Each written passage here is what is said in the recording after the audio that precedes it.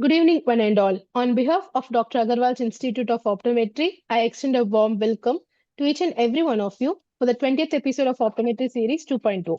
I'm very happy to welcome my team members, Ms. Meenakshi and Ms. Anshiman. Thank you both of you for joining today and thank you for the support as always.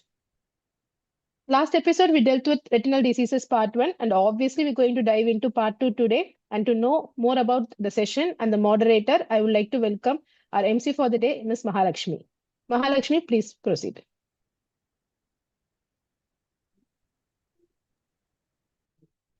Hello everyone, I am Mahalakshmi from CAT batch. It gives me great pleasure to welcome you all to today's episode of Optometry Series 2.0. We have an excellent session planned for today and we are pleased to have with us our moderator Miss Unnati Vaishya. Unnati ma'am is an assistant professor in the Department of Optometry at Repson Aizwal, Mizoram under the Ministry of Health, Family Welfare, Government of India. She is hold a master's degree in optometry and is currently pursuing her PhD in optometry with nearly 14 years of experience spanning academics, clinical optometry, low vision rehabilitation, and optometry education leadership. Unnati ma'am has served in key academic and administrative roles across reputed institutions. Her professional interests include low vision research and optometry education development. Ma'am, Ma'ams also has multiple national and international publications, conference, conference presentation, and has been recognized with um, pre- prestigious awards include the Young Optometrist and Best Case Report by the Optometric Council of India. She actively contributes to curriculum development, policy advice roles, and mentorship in optometry education. We are truly honored and delighted to have you with us today as your moderator, ma'am. Thank you. All the best. Thank you. Now, moving on to our speaker for today's session. Our speaker is Miss Devjaswani, first year postgraduate student of optometry. Over to you, Devjaswani. Thank you, ma'am.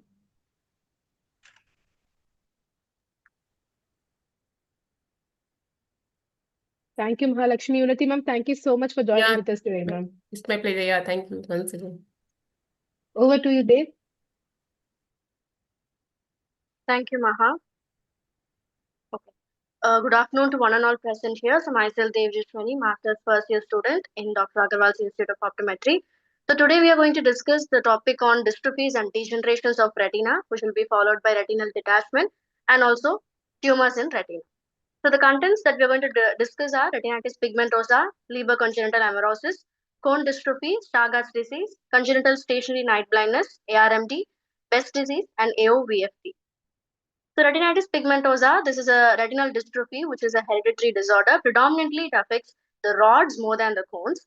So its inheritance is autosomal recessive at the maximum. Autosomal dominant trait is less general than the autosomal recessive. And X-linked recessive is also a least common inheritance in retinitis pigmentosa. So the incidence is 5 persons per thousand of the world population. It mostly appears in the childhood and progress slowly, and often it results in blindness and in the advanced middle age. So mostly males are commonly affected because if it is an X-linked recessive disorder, so males are very prone to be affected to retinitis pigmentosa. And laterality is generally bilateral, and both eyes are equally being affected. So the clinical features are the visual symptoms. The major hallmark symptom of a retinitis pigmentosa patient will be night blindness due to the degeneration of the rods. And the dark adaptation, the light threshold of the peripheral retina will be increased. And the tubular vision occurs in the advanced cases. And the tubular vision generally progresses into central vision loss also. So there is a triad of fundus changes in the retinitis pigmentosa case where the the arteries of the retina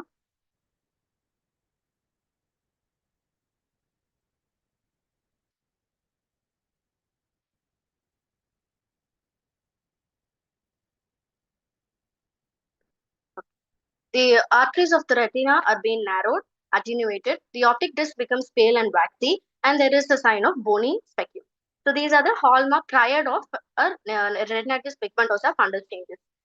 So these are the pictures that we can see. So the third image shows bony specules, and we can see attenuated arterioles and also pale optic disc. And the visual field change shows an annular ring-shaped scotoma. It is a typical feature of this case, which is degenerated equatorial zone of the retina. So the electrophysiological changes that we can see are ERG becomes subnormal or abolished, and EOG shows an absence of light peak. So typical electrophysiological changes appear early in the disease before there is a subjective symptom that the patient comes to us, or the objective signs that we find in a fundus changes before the subjective symptoms. So the associations of RP is ocular associations are mostly myopia, high myopes, primary open angle glaucoma, microphthalmos, conical cornea, and posterior subcapsular cataract. The systemic associations would be Lawrence-Moon-Biddle syndrome, which is nothing but a rare autoimmune recessive disorder which combines with a combination of obesity, mental retardation along with RP, and Refsum syndrome, which comes with cerebral ataxia in the systemic association. Usher syndrome is also being linked with mental retardation along with RP, and Hallgren syndrome also has a severe neuroocular syndrome, which is being connected also with retinitis pigmentosa.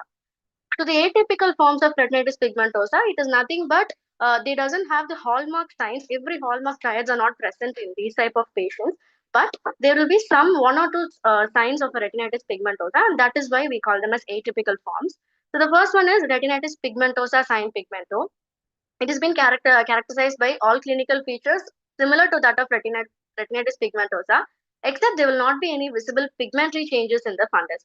Then we move on to retinitis punctata albicans. It is characterized by scattered whitish yellow spots. Usually, it will spare the macula, and it has been associated with arteriolar attenuation. So, nyctalopia and progressive field loss also occurs, which resembles RP but does not have a classic triad. Sectorial RP shows that only one sector of the retina will be affected, not the complete retina. So this is also an atypical form of retinitis pigmentosa. So we can see these images which we spoke about atypical retinitis. And then the fourth type is pericentric RP. In this condition, all the clinical features are similar to typical retinitis pigmentosa, except the pigmentary changes have been confined only to a particular area. Mostly it will be around the macula as the picture shows. And pigmented paravenous chorioretinal atrophy, it is nothing but it is a predominantly an autosomal dominant.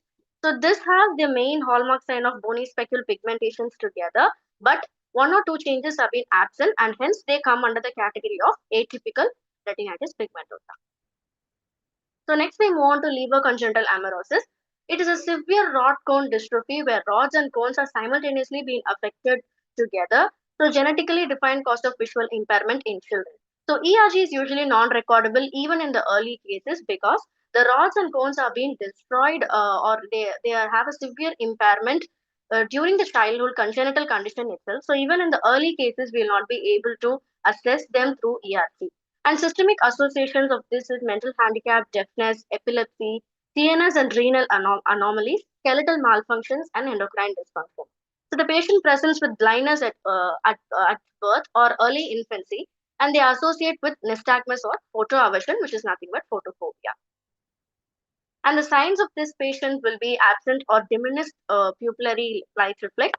The fundus may be normal in the early life, but it may show arteriolar narrowing. Initially, mild peripheral pigmentary retinopathy, salt and pepper changes, which we can also note it in a rubella syndrome. So, salt and pepper changes is also been noted in the fundus, and less frequently, yellow flecks can be observed. There will be a severe macular pigmentation or coloboma like atrophy. Pigmentary retinopathy, optic atrophy, and severe arterial narrowing is also seen in the later childhood phase. So there is something called as ocular digital syndrome, where the kid constantly rubs the eyes, and this may lead to orbital fat atrophy, which results in enophthalmos and subsequent keratoconus and keratoglobus. So this ocular digital syndrome can be seen in children with Leber congenital amaurosis. So these are the pictures. Okay. The treatment should generally be similar to that of retinitis pigmentosa. So RP and LCA have similar treatment benefits. So the gene therapy offers some hope. So there have been progress in gene therapy for these type of patients where the mutated gene is tended to change for the person to have improvement in the disease. The measures to stop progressions like vasodilators have been given because of their ischemic conditions, so that the disc becomes stale, and hence vasodilators would help them for a greater blood flow. Placental extracts, transplantation of the rectus muscle for the supraparietal space to receive the blood supply, light exclusion therapy, ultrasonic therapy, and acupuncture therapies are also given to stop the progression. Recently, vitamin A and E have been recorded to check its progression. Low vision aids is a classical treatment that is being given for these patients. So, magnifying glasses or night vision device, which will enhance the contrast for these patients, will be of some help for their day-to-day activities. So, rehabilitation of the patient should be carried out as per the socio-economic background. So, the prophylaxis would be genetic counseling for non-contiguous marriages, which may lead to gene mutation, and hence we have to counsel the patients on contiguous marriages effects that may help reduce the incidence of the disease further.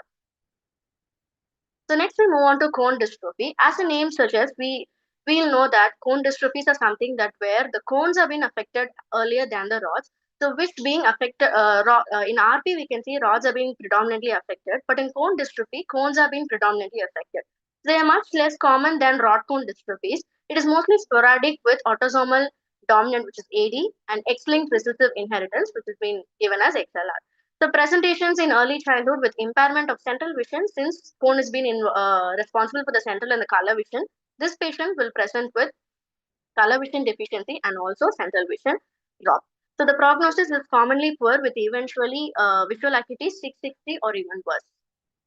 Symptoms would be gradual bilateral impairment of central and color vision, which may be followed by photophobia. The signs will be a macula may be normal or it can show non-specific central pigmentary changes.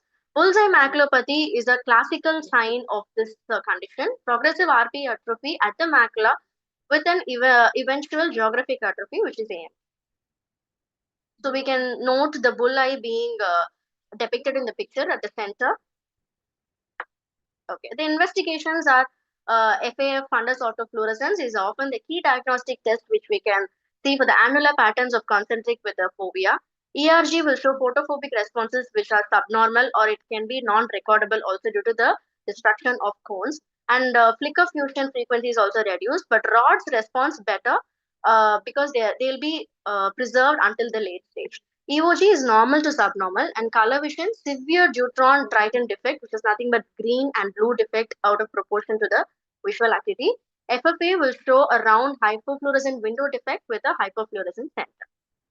The treatment is no specific treatment for cone dystrophies, but lutein, zeaxanthin, and omega-3 fatty acids, which are nothing but the carotenoids, which are very important for our eye health. So these may be given as supplements for the patient to not end up into a progressed cone dystrophy case. So general measures are for rod cone dystrophy should be considered. Next, we move on to Stargardt disease or fundus flavimaculatus. So Stargardt disease or these fundus flavimaculatus is nothing but it is a different variant of Stargardt disease. So together they constitute the most common macular dystrophy that we can know. The condition is characterized by accumulation of lipofuscin within the RPE. Lipofuscin is a pigment which is present inside our RPE. So this accumulation beyond the normal limit may lead to Stargardt disease. The presentation is typically in childhood or adolescence, but sometimes later. Prognosis for maculopathy is quite poor. Once visual acuity drops below 612, it tends to rapidly worsen before it stabilizes to 660. So the patient with flex only in the early stages, which we can note in the OCT. OCT images can show us the flex in the retina. So they'll have a good really prognosis and may remain asymptomatic for many years until they develop macular diseases. So the symptoms and signs of this patient will be gradual impairment of the central vision that may be out of, since the macula has been affected at a very later stage, there will be a gradual impairment of central vision that may be out of proportion to examination findings. Malingerings can be suspected and they may also complain of reduced color vision and impairment of dark adaptation. So the signs which we can note is a very hallmark sign of plain slime or beaten bronze appearance in the fundus, which tends to be like a bull's configuration. And choroidal neovascularization is also noted. Numerous yellow, white, round, oval or pisiform lesions at the level of RPE. New lesions develop as the old lesions become ill-defined and atrophic. So, at the center, we can notice the beaten bronze appearance of the fundus. Okay. So, the investigations, OCT will show flex and atrophy. The fundus examination will show yellow-white pisiform flecks at the posterior pole and the beaten bronze macula. FAF will show hyperfluorescent flecks and hypoautofluorescence in RP atrophy. FFA will show dark or silent choroid due to lipofuscin blocking the choroidal fluorescence. OCT, it shows the outer retinal thinning, RP atrophy on a long-standing cases. Electrophysiology, where it is a reduced central responses and normal early in a in a code-drawn dystrophy. This function. Visual function shows reduced visual acuity, mainly central vision will be very reduced, and also they'll have a color vision defect with the central scotoma. So these are the FFA images. And we can also see the OCT fundus images also. The flex has been observed in the OCT images, fundus images. Okay. Treatment. So general measures to be considered as for similar to that of RP, which we earlier discussed about. Protection from high energy light exposure. Vitamin A supplementation to be avoided, as vitamin A will accelerate the lipofuscin accumulation. So since this patient has a disease which is due to the lipofuscin accumulation, we should not prescribe vitamin A supplementation for this patient. And gene therapy and stem cell trials initiated should be maybe a promising result. Next, we move on to congenital stationary night blindness. So we call it as CSNB, which refers to a group of disorders which is characterized by infantile onset nyctalopia, but a non-progressive retinal dysfunction. So patients with this condition will have a normal fundus appearance. Sometimes it is classified as type 1, which is a complete, type 2, which is incomplete, that are due to mutations of different types of genes. So this is characterized by the complete absence of the rod pathway, and hence it is a night blindness. Essentially, normal cone function clinically and on ERG, the latter by the impairment of both rod and cone functions. Mutations in numerous genes have been implicated with X-linked recessive, autosomal dominant, autosomal recessive inheritance. AD form is also usually associated with a normal visual acuity. And often the patient will have poor vision along with accompanied by nystagmus and often significant myopia. So with abnormal fundus appearance, the Augusti disease, so the fundus has been shows an unusual golden yellow color in the light adapted state, and rod function is absent for about 30 minutes after a dark adaptation test has been done. It recovers after a long period of dark adaptation.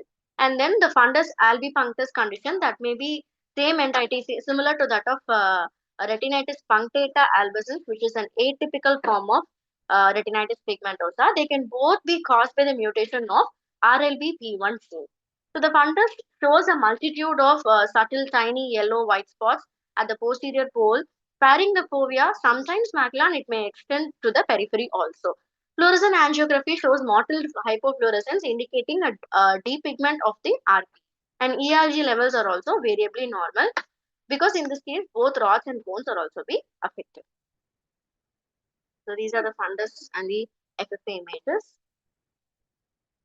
And next we move on to a very famous name that we all know, age-related macular degeneration. So it is a degenerative disorder which affects the macula. It is characterized by the presence of drusen's, RPE changes, and absence of any other disorders. Later stages of disease are associated with impairment of vision.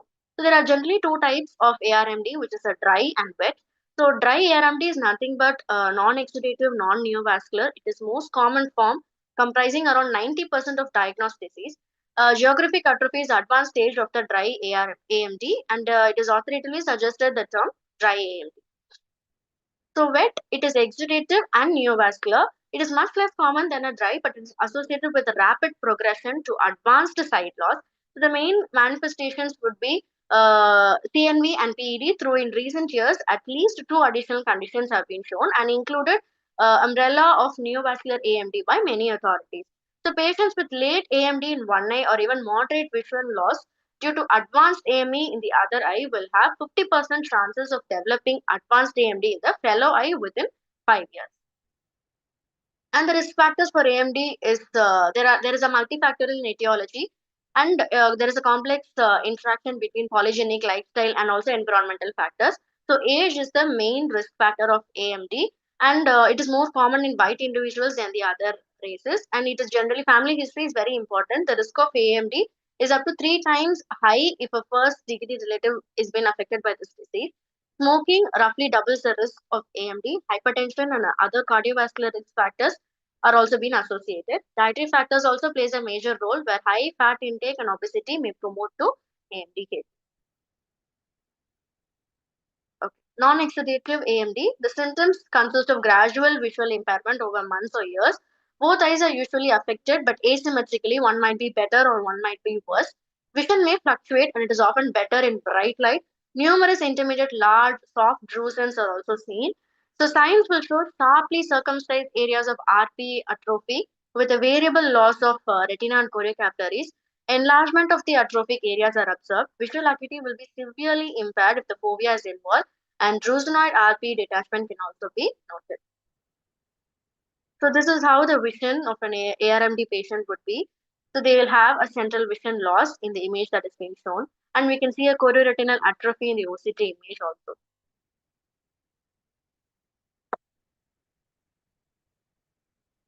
These are the images of the wet AMD, the OCT, and the fundus image. So the treatment is antioxidant supplementation if indicated. This factor should be addressed like smoking, ocular sun protection, cardiovascular dietary should be advised to the patient to limit all these and to abolish things that are being aggravating their condition. Amsler grid has been given to the patient to check the progress. So they have to be advised and counseled about how to use an Amsler grid. And if they see any progression in the disease, if they see any progression while checking an Amsler's grid, they have to immediately report for the further medications. Low vision aids work better for patients with ARMD, and they can live independently while using a low vision aid. And anti-VEGF is also a major treatment that is being used for ARMD. Next, we move to Best vitelliform macular dystrophy.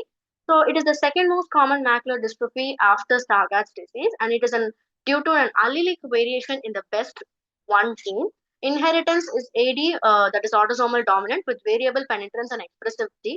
The prognosis is usually reasonably good until middle age, and which the visual acuity declines in one or both the eye due to choroidal neovascularization, that is CNV, scarring, or geographic atrophy, which may lead to visual acuity decline in one or both the eyes.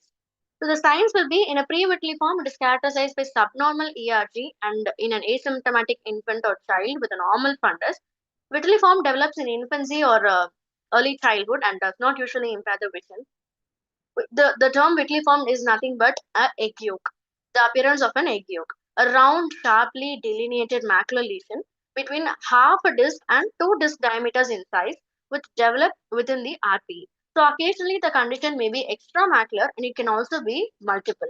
Pseudohypopyon may occur when the part of the lesion regresses often after the puberty, and the lesion breaks up and visual acuity will drop if it is a vitally rough tip. So atrophic, in which all pigments have disappeared, leaving an atrophic area of eye. So the first image which is being shown on the screen is the egg yolk image, which is the vitelliform. It is the hallmark sign of Best disease, and it also shows an OCT image, and also we can mark them in a fundus. The investigations, FAF shows yellowish material with intensely hyperfluorescent areas in the later atrophic stages. EOG is severely subnormal during all stages, and Arden index is less than 1.5. The normal value will be equal to or more than 1.8, but here the Arden index is less than 1.5 and is also abnormal in carriers with clinically normal fundus. Next, we move on to adult onset vitelliform fovea macular dystrophy. It is sometimes classified with a juvenile onset of macular dystrophy, but they also generally consider distinct entities. So this may be a form of pattern dystrophy of the RP, and at least one family has been described with a combination of this and other pattern dystrophies. It is contrast to juvenile Best disease. The foveal lesions are typically smaller than that, present later, and generally do not involve the similar fashion of the Best disease. Any minority of cases are caused by mutation of this gene PRPH2 or BEST1 gene. So the clinical features would be the symptoms are as follows. Often the condition is discovered by chance. So, but may present in the late, middle, or old age with a central decrease in the central vision. Prognosis is quite variable. Though often the vision is reduced by one or more lines, the presentation and mild deterioration occurs subsequently. So the signs will be a round or oval, slightly elevated yellowish subfoveal deposits. Generally, it is smaller than that of Best disease. That is a great difference between these two diseases. Is seen in one or both the eyes. So there may be central pigmentation, and numerous drusens have been associated. in some cases. The materials may persist or it may absorb, it may break, and it may disperse at a later stage. So leaves an atrophy with severity. So choroidal neovascularization sometimes may occur in these cases. And these are the images. The investigation, OCT shows hyperreflective material with RPE association, similar to that of Best disease. And FAF imaging shows intense hyperautofluorescence corresponding to the deposited material, typically much obvious in clinical examination and atrophy. So FA shows central hypofluorescence surrounded by a small irregular hypofluorescence. Treatment, there is no cure or known treatment to stop the progression of this adult onset vitelliform macular dystrophy. Management usually includes a comprehensive eye examination twice a year or once in a year to see the progression of the disease and complications such as choroidal neovascularization. The patients can be given anti-VEGF therapy by giving ranibizumab or bevacizumab can control and even reverse the CNV cases, but counseling these patients would be a greater treatment because there is not a complete cure for this condition. Next, we move on to the next topic of retinal detachment. It is the separation of the sensory retina from the retinal pigment epithelium by subretinal fluid. So there is something called as retinocysis. It is splitting of the sensory retina into two different layers. Retinal break, it is the full thickness defect in the sensory retina. And when we come across a term called as hole, it is a small retinal break without any vitreous fraction. And a tear means it is a retinal break, mostly horseshoe shaped break with a tractional element. A tear is more dangerous than a hole because there will be a traction element along with the vitreous. And continuation is syneresis. It is the contraction of the vitreous gel which separates its liquid from solid components. Synchisis, it is the liquefaction of the vitreous gel. And choroidal detachment, it is an effusion of fluid into the suprachoroidal space. So there are two major classifications of retinal detachment. One is regmatogenous and the other one is non-regmatogenous, which is subsequently classified into tractional and exudative. So the word regma means break. So regmatogenous retinal detachment comes with break in the retina. So subretinal fluid derived from the fluid vitreous gains, it will seep into the subretinal space and it will separate the retinal layers. So regmatogenous RD, it may be traumatic or it can also be a spontaneous disease. Incidence is 1 in 10,000 population each year and it is bilateral in 10% of cases. Trauma, most common in young adults, and myopia, over 40% of all RD cases occur in myopic subjects because higher incidence of lattice degeneration, liquefaction of vitreous, and posterior vitreous detachment. So cataract surgeries may also lead to a common cause of RT. And the symptoms should be photopsia. It is the flash of light, and this is the hallmark symptom of every patient of RT in a regmatogenous condition. This is due to vitreoretinal traction. Floaters may appear as large rings or small spots or cobwebs. So visual field defects, it is due to spread of subretinal fluid posterior to the equator by the patient as a black curtain. So patient will complain, I see the image as a black curtain. So half curtain image will cover their visual field. And loss of a central vision, it is due to the involvement of fovea. So the floaters image are shown and central scrotum image. So signs. So in a fresh RD, relative afferent pupillary defect, which is RAPD, in eyes with extensive RD is being noted.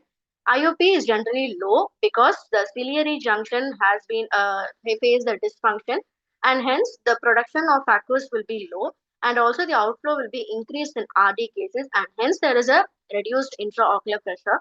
Mild anterior uveitis may also come. Posterior segment will show in indirect ophthalmoscope. We have to find the fundus findings where the detached retina is slightly opaque, convex, and congregated in appearance. So, with loss of underlying choroidal pattern, we can see this congregated appearance of the retina. So, detached retina undulates freely; it moves freely with ocular movements. There is no shifting of fluid. So, this point will be a difference from exudative retinal detachment, which we will be followingly looking into. So this regmatogenous will not have a shifting of fluid and the break appears as red areas like holes or tears due to discontinuation mainly in the peripheral retina. So vitreous shows tobacco dust in the anterior vitreous anterior segment with posterior vitreous detached. So detached retina is being opaque, convex that we can see in the fundus image and the tobacco dust in the vitreous is also being noted.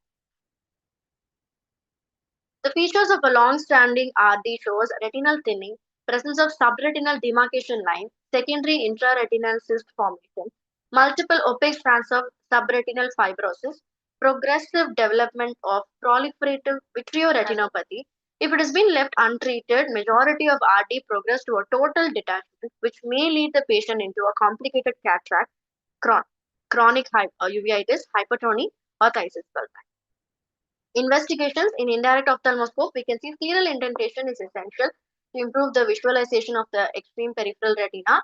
So fundus documentation, it should be perfectly drawn and color with proper color codings of where the RD is being noted, how much is it has been covering the posterior segment. We have to note it using a fundus documentation. And slit lamp biomicroscopy with a 3-mirror gonioscope to identify the breaks is being essential during investigation, and a USG with B-scan can be done to see the retinal detachment.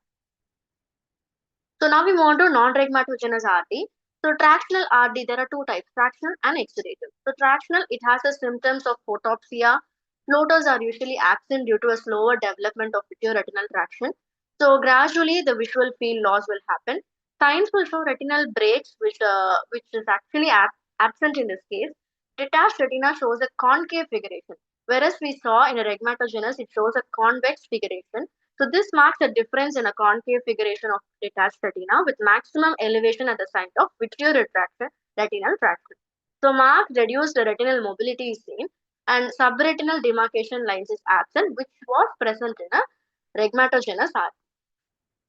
So exudative retinal detachment. So floaters may be present, photopsia may be absent because there is no retinal vitreoretinal traction. Sudden and rapid loss of visual field is a major complaint in patient with exudative type. So the signs here will show retinal breaks. Retinal breaks are absent. Detached retina shows a convex figuration, which is similar to that of the previous type, smooth, non-congregated, bullous, and may touch the posterior lens surface. Shifting subretinal fluid is a hallmark feature. Associated ocular or systemic conditions that we can notice, choroidal tumors, rheumatoid arthritis, Harada's disease, is also being associated along with the exudative retinal detachment. So the treatment is fast planar vitrectomy, where the vitreous is being removed and internal tamponade with gas or silicone is being filled. Scleral buckling can also be done. Silicone band or sponge suture to sclera to indent the eye and close the retinal breaks. Pneumatic retinopexy, it is an intravitreal gas injection with laser or cryotherapy for selected uncomplicated cases.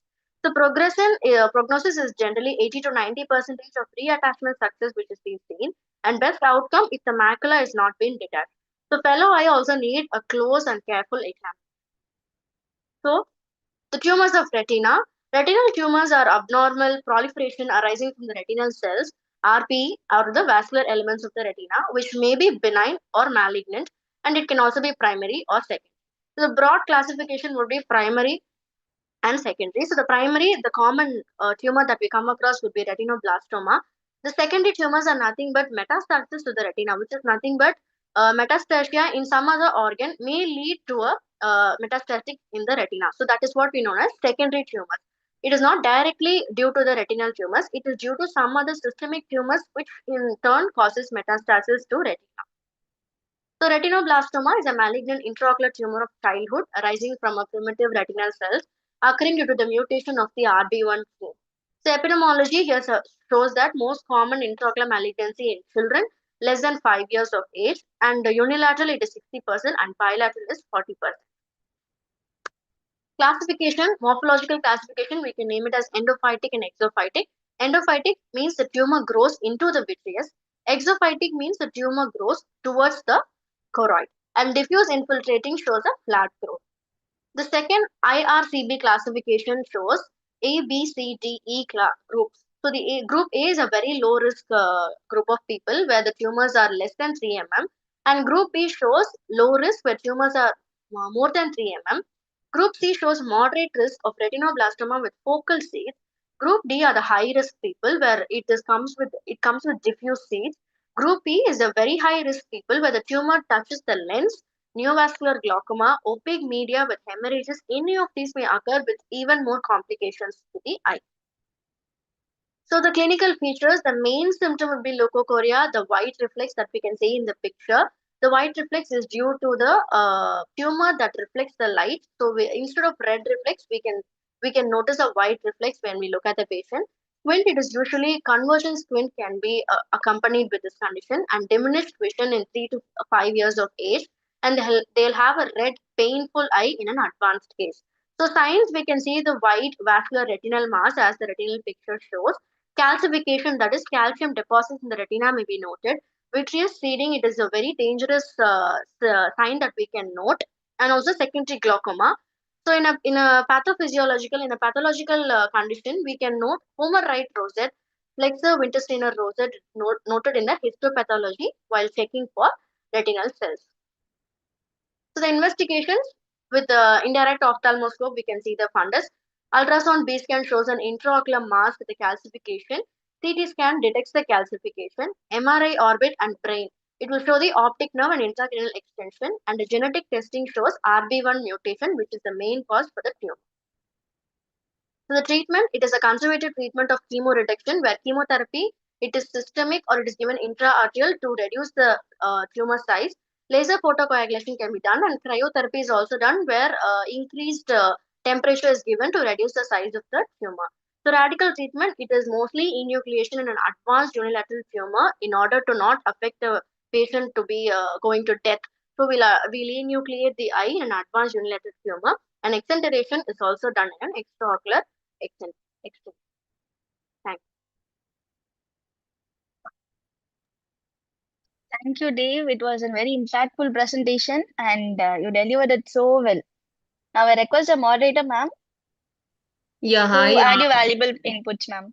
Yeah, it's very means no, like your presentation is skill and you cover the no like things is very good. Well done. You are Thank doing a great job actually. So as per my experience, yeah, as per the no, if we go through the any disease, as to always try to see, to try to see the means optometry perspective also. So as you, I think most of the connected person in the intern or no third year or second year students. So I want to say something regarding that. During the initial phase of practice, your initial phase of learning, what are the things are important for you to learn, and then in future you will implement in your career, okay, in the hospital or in your own clinic.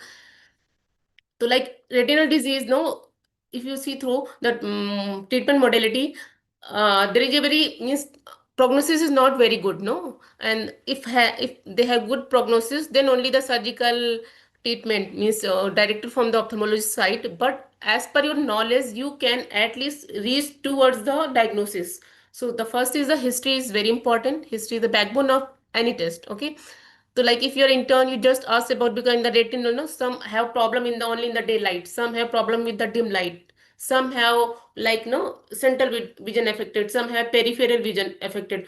So don't wait for the ophthalmologist ki he or she will ask these things. Okay, try to correlate the diagnosis. You are the first person who directly interact to the patient after the registration. So this is your responsibility. This is your morals. Okay, Ki you will try to evolve each and everything extract from the patient. Okay, so during the history taking you are very much careful. If you know ki there is any suspicion of retinal disease, so you will be very careful. Like photophobia, because on the basis of that clue, no, you give you will give very good optometry based treatment. Like if any patient have photophobia, okay, you are prescribing the normal classes. So in place of if patient have photophobia, no, at least you can guide the patient ki you use photochromatic, it will be better for you. Okay, so like the family history is very much important in most of the retinal disease, especially in the congenital disease. So always try to means ask about the genetic history, family history, and if possible, no, then try to pedigree chart also. Okay, it is very important for the documentation. So for the pedigree chart, we are not discussing so much on this, only on the pedigree chart. So if you try to make the pedigree chart, okay, then it is actually responsible. If you try to make, so you have a knowledge of three generation, means patient parents, and patient grandparents and grandmother. So these are the some basic things, and you try to always start pedigree chart from the patient, then you move upside, means towards the parent, then towards the grandparent. So it will be very useful. At least you counsel the patient regarding the genetic counseling, like if any both person are like high myopic, okay, so at least you counsel the patient at the same time ki sir, like if you have baby, then you can politely, not in a very rough manner, or not you can directly instruct the patient ki if you conceive to please careful, because you both are the very high myopic, so there is a very higher chance, because our role is not only management of the disease. Okay, as a optometrist, is our role ki we prevent the disease before they happen. We have to prevention mechanism. If we have knowledge, then we can do the counseling of this patient. Okay, then like if we do the on the second part, like the examination, so if you during the like visual acuity assessment, you try to rule out ki patient vision is better in the means night or in the daytime. So you can also no test the different visual acuity mode in the, then in the reflection you are very careful for the very qualitative reflection. Then amsler is a very important thing in case of the retinal disease. Okay, if any patient have already diagnosed with any disease and he or she have need of amsler things, then you always counsel the patient ki please, as a daily hobby routine, you do the amsler at you are doing the breast, you are bathing, the daily hobbies. Because sometimes what happen, because some are diseases are no gradually, some are very means stationary, some sudden happen in the like blood vessel leak, breakage and leakage happen, then they sudden have the blurring of vision. So for their thing, the amsler guidance is very much important. Then contrast, and if as a optometrist you not only focus upon the visual acuity, okay, you focus upon the all components of visual acuity, like the color, like the contrast. That's why in the third or fourth semester we go through the not different diseases, like the anterior segment and the posterior segment. So on the basis, like if you suspect something, then on the basis of that you can assume something ki maybe, oh, patient has CSR, so maybe patient have poor contrast and the color vision. Then you means resolve your question by yourself, no, after measuring the color and contrast, you get the answer of your query. So these are very important thing: color, contrast, field, and amsler. So and you know about ki this amsler is only for the central field, not for the peripheral field. Okay, so you have very careful of these things. Then patient history, like onset is very necessary, then duration. Then you ask about this is stationary or progressive, means आपको लग रहा है कि ये slowly but bursting or sudden after the since 1 week you have very blurring of vision, or since 2 or 3 years you have blurring of vision, but you have him, you know, like like health seeking behavior. There is a very common in Indian scenario, health seeking behavior is very common. They have vision of 5/16, but they said no sir, I have only vision if you're dealing with the rural patient. Actually, if you are in the working in very high profile means tertiary care center, then their prevalence is very less. But if you are working in the primary or secondary centers, that is very common. In one eye they have vision of 6 6, in other eye they have 6/16. If you ask about the history, they said no sir, I have only problem with one day, means 1 week or 10 or 15 days. So don't only faith upon the patient conversation. Okay, on the basis of your clinical knowledge, you always try to correlate the things. Then family history, systemic. Like we can take the example of RP and their associated syndrome. Just not only focus upon the ocular history. Okay, sometimes patient have multiple fingers, so this is the no like syndromic condition of like RP. So you will observe the whole patient, not like you only take the vision. If patient entered in your OPD, yeah, entered in your clinic, okay, then try to observation. During the keen observation, you can rule out, I think, 5 to 7% thing without speaking anything. So the observation is very much important. Sometimes patient have obesity, okay. You also have some connection with the some syndromic condition. These are the things you can understood only for during the observation. Okay, so observation is also very, it is also the part of optometric examination. Then patient education is also important, like the if patient have the regular follow-up checkup is very important. This is a very negative point in our scenario. Patient is not willing for the regular follow-up sometimes. Okay, so what is the importance of follow-up examination? In every examination you document each and everything in a very proper manner, like vision condition, vision is deteriorating as per the time, or vision, like case of dry AMD, we can take example of dry AMD ki vision is stationary. Sometimes like since 4 years patient have stationary vision, like 6/18 in the left eye and 6/24 in the right eye, but in the next follow up he had just a 6/60 and 5/60. So at least on the basis, it means it may be happen your dry ARMD will be changes into the wet ARMD. Not all cases will change, but 10 to 20% cases will be changing dry ARMD to the wet ARMD. So you can counsel the patient regarding your previous condition is known as a dry ARMD, but right now it changed into the wet. So your careful follow-up is very, very important. Then I think in retinal disease, the balanced diet in most of the type of disease like ARMD, some other vitamin A, like other diseases, the balanced diet is very like antioxidant, okay, role of vitamin C, zinc, like gluten. So you can, medication is very good. You can give antioxidant, all things.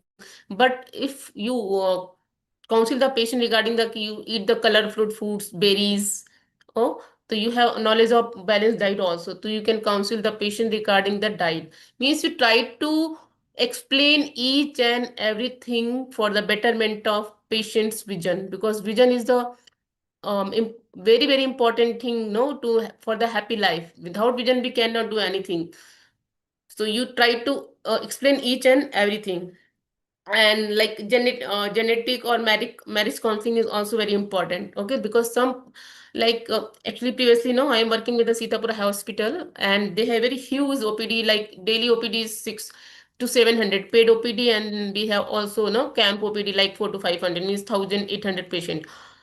And it is actually, you can think it is rural and semi-rural areas. Sometimes be seen in whole family members, no, 5% suffering from the RP.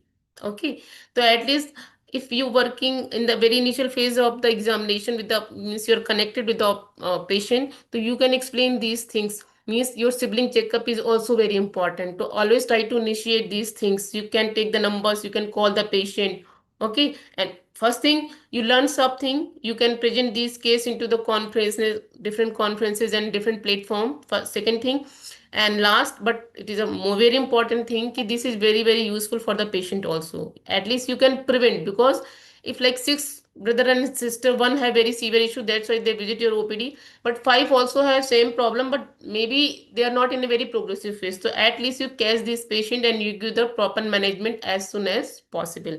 So these, the patient education is very important. Regular follow checkup is genetic, and marriage counseling, proper diet.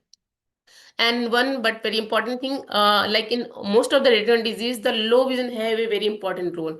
So sometimes what happen, no, regarding the low vision, we don't, very less optometrists have interest in this field, very less optometrists, because there are a lot of barriers ki why they are not practicing. This is the other topic. So but as an intern, as a bachelor of optometry students, you are as a bachelor's optometry, you have to know the basic of slow vision. Okay, so like if you're dispensing the devices, so you always try to correlate the patient sign to the before dispensing. Like some patient have central field loss, central scotoma. Okay, so in that type of patient, you cannot prescribe the devices who have very smaller diameter. Okay, in that type of patient, you always try to dispense larger diameter devices. Otherwise, what happen? Patient already has central field loss. Okay, you give the pocket magnifier. So what happen is chroma will be magnified. So they are very keen things, very very small things, but they are very great clinical part during the dispensing of low vision devices. Okay, and if you are very curious about these things, you see the patient in the OPD, you know कि हाँ, this is patient have dry ARMD or RP or Usher syndrome something. Then if you are not posted on this particular department, you refer the patient. Okay, you refer the patient, then you note down your means patient MR number, then try to which type of devices dispensed by the low vision practitioner. Okay, so these are like photochromatic glasses have very good role in, because a lot of patients have no blurring of vision issues, glare issue, sorry, not blurring. Blurring is done happen by the every patient, but they have severe photophobia. In the sunlight, they have a lot of issue. So you can protect for the UV protection glasses also, goggles also. If they have power, then you can do the combination therapy also. You can no advice for the cap. These are very very small thing. Okay, you advise for the cap, for the umbrella to like some diseases are due to the excessive UV rays. No, so in that type of patient, you also counsel the patient for the good lifestyle, good hobbies. Okay, like the umbrella, they hold the umbrella, the cap, who are the no like the hood cap, like who protect from the UV light, proper alignment of glasses, each and everything you explain the patient. I think So I think I tried to cover the each and everything. And actually, due to the new allied health bill, no, in future, before the getting the government job, it's have to you are posted in the primary, secondary, and tertiary center. This is a maybe you can think this is a probation period, like like if if any doctor passing the MS, so there is a one bond, okay, they will after passing the MS master of surgery, they have to give the services in the rural area for the 2 years. This is the government norms. So maybe in future these things happen in the optometry also. Like if you are getting the government job, so you are, because why? Because the population ratio is very high and eye care provider are very less. Okay, so without these things we cannot protect our community. Okay, so like we said, no, we cannot assess the patient because we are posted in the very primary center. We have very less devices. But if you have good knowledge, the devices is not always the barrier. Okay, you can at least proper screen the patient from the primary center, and then you screen refer the patient. Referral is also your role. Okay, you refer the patient at the exact time in the secondary or tertiary center is your role. So on the basis of symptoms, on the basis of science, try to identify the problem. And if you are posted in the primary or secondary center, you refer the patient in the tertiary center, because the all retinal disease have prognosis very poor. So if you stop, yeah, you can slow down the deterioration. This is very good for the patient. Okay. Thank you so much, ma'am. Okay. Thank you so much, ma'am. Actually, to the presentation and your clinical pulse in the particular retinal dystrophies, it adds so much of value for the understanding audiences, ma'am. Thank you. Thank Thank you you. so much, ma'am. And as of now, we don't have any questions from the audience side. If there is any questions, we'll keep you posted on the same, ma'am. Anshi, ma'am, do you have any questions for our moderator today, ma'am? No, I don't have any questions. I would like to congratulate both Dev and Unnati for giving such a wonderful presentation. Dev, it was very well made, very well presented. So Yeah. kudos to you. Good job, Dev. And Unnati ma'am, thank you so much. You added the, the cherry on the cake where she explained the entire disease and you explained the clinical aspects of what or how as an optom the student should remember whether they are in their second year, third year, or when they start seeing the patients. So I think this presentation or this YouTube video, many should watch not only to revise the retinal diseases, but also to understand once you see a patient, how we can actually deal with them better. So thank you so much, Anati ma'am Yeah. and Yeah. Dev. Over to you. Thank you. Yeah. And Yeah. Bye. Thank you, ma'am. Thank you, Anshi ma'am. Thank you, Meenakshi. And best wishes for your future, Miss Dev. And Unnati ma'am, thank you so much for joining us as our moderator for the day, ma'am. We would like to host you on another wonderful platform, ma'am, in the very near future.